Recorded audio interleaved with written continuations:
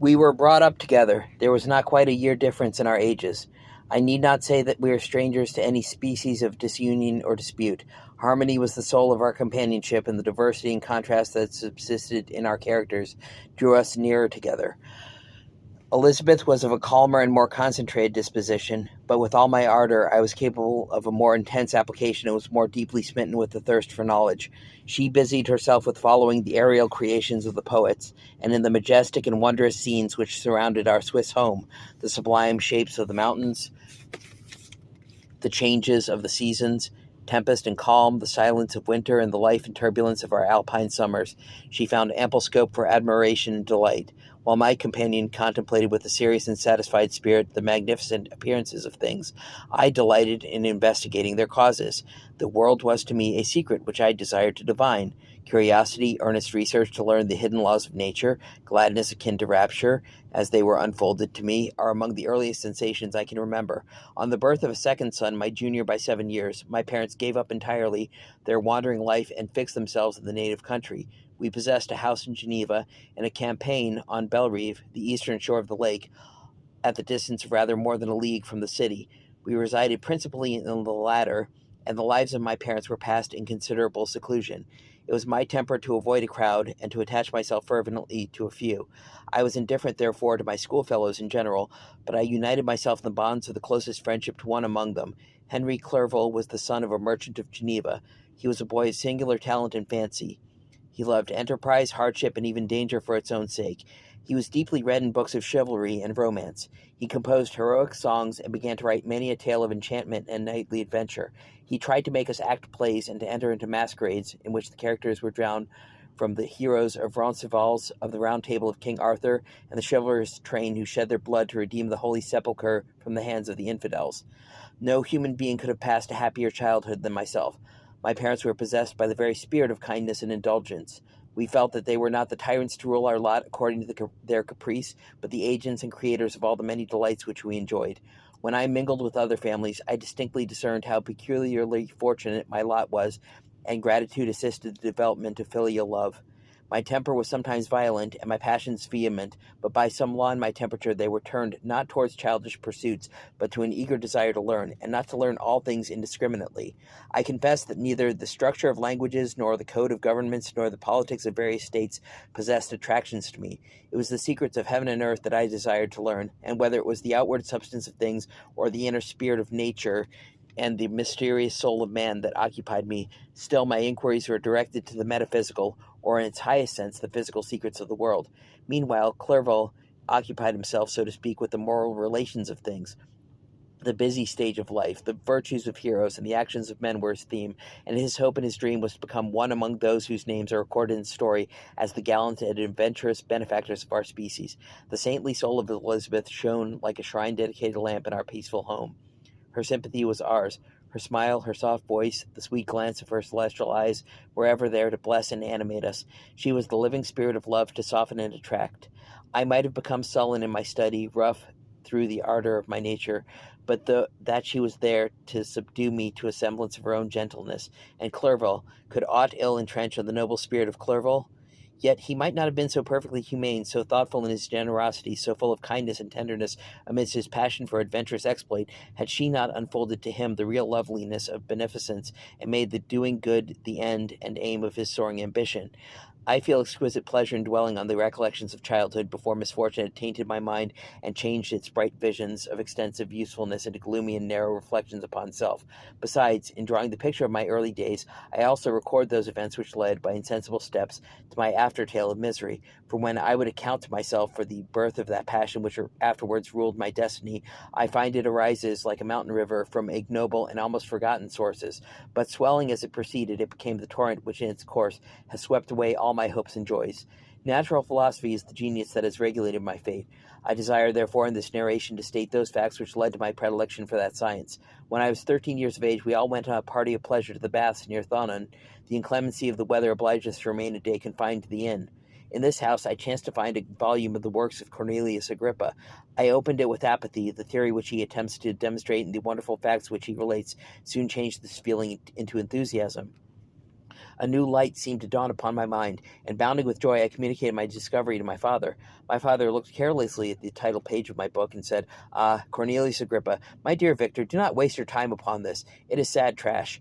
If, instead of this remark, my father had taken the pains to explain to me that the principles of Agrippa had been entirely exploded, and that a modern system of science had been introduced which possessed much greater powers than the ancient, because the power of the latter were chimerical, while those of the former were real and practical, under such circumstances I should certainly have thrown Agrippa aside, and have contented my imagination, warmed as it was, by returning with greater ardor to my former studies. It is even possible that the train of my ideas would never have received the fatal impulse that led to my ruin. But the cursory glance my father had taken of my volume by no means assured me that he was acquainted with its contents, and I continued to read with the greatest avidity. When I returned home, my first care was to procure the whole works of this author, and afterwards of Paracelsus and Albertus Magnus. I read and studied the wild fancies of these writers with delight. They appeared to me treasures known to few besides myself. I have described myself as always having been imbued with a fervent longing to penetrate the secrets of nature.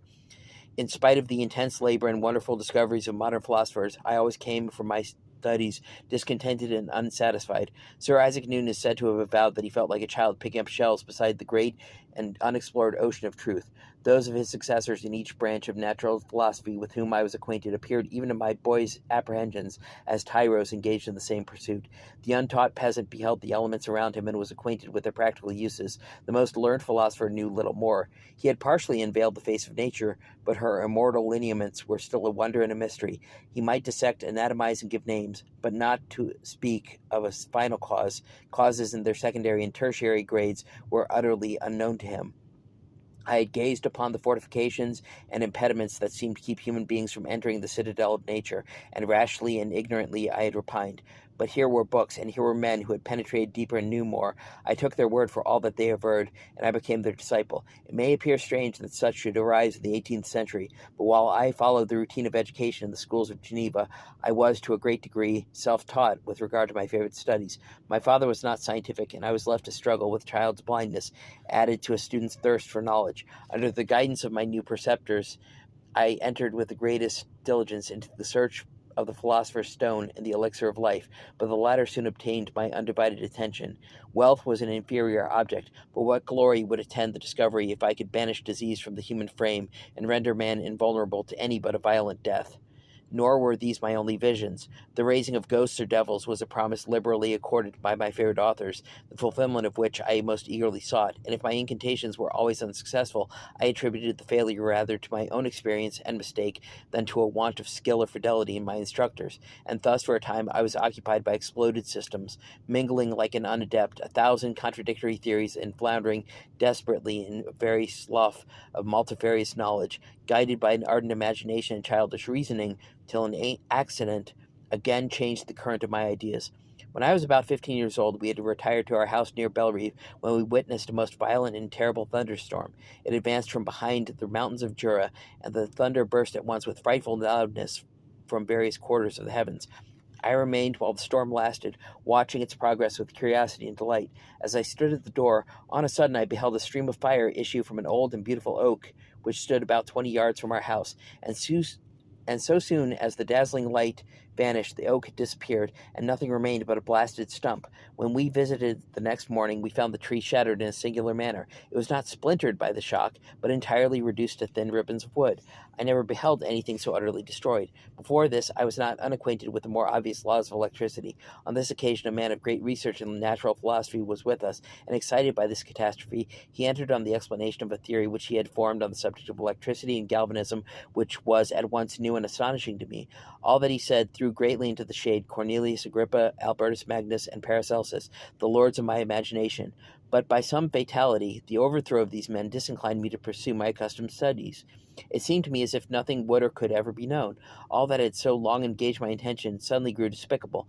By one of those caprices of the mind which we are perhaps most subject to in early youth, I at once gave up on my former occupations, set down natural history and all its progeny as a deformed and abortive creation, and entertained the greatest disdain for a would-be science which could never even step within the threshold of real knowledge. In this mood of mind, I betook myself to the mathematics and the branches of study appertaining to that science as being built upon secure foundations, and so worthy of my consideration.